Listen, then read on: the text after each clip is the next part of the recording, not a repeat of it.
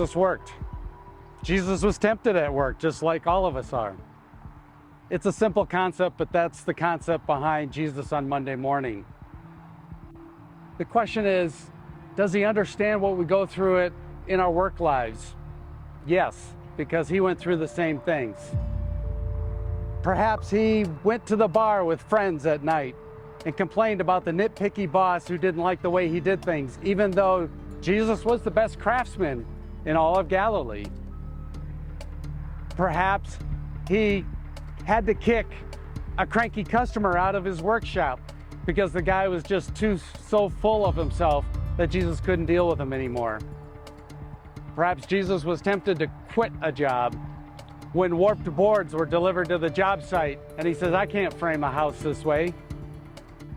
Or maybe he was tempted to let something slide when he looked at a chipped marble edifice and he apathetically said, good enough for government work, and then walked away.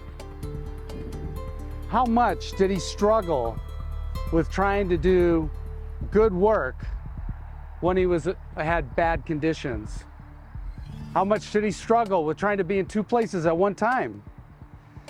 Working overtime to get the project done by the deadline, but also needing or wanting to be home to take care of a widowed mother and some siblings.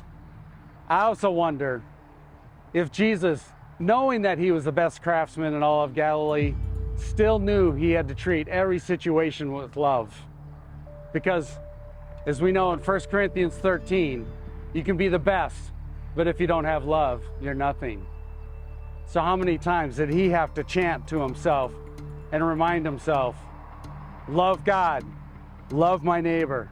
Oh, love God, love my neighbor. Love God, love my neighbor. Just to get through a difficult situation and not fall into the temptation to be angry at someone who wasn't trying to harass him, to understand that uncaring coworkers who struggled with things outside of work, but were bringing it into work, still needed that love. Jesus worked. He understands our work lives. We know from Scripture that he took care of the disillusioned and the debased, the depressed and the dispirited. He raised the dead.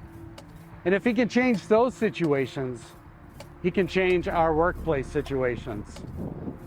So I invite you to come in your small group and learn from the Master how to change your workplace to be the love, the joy, the peace that others need.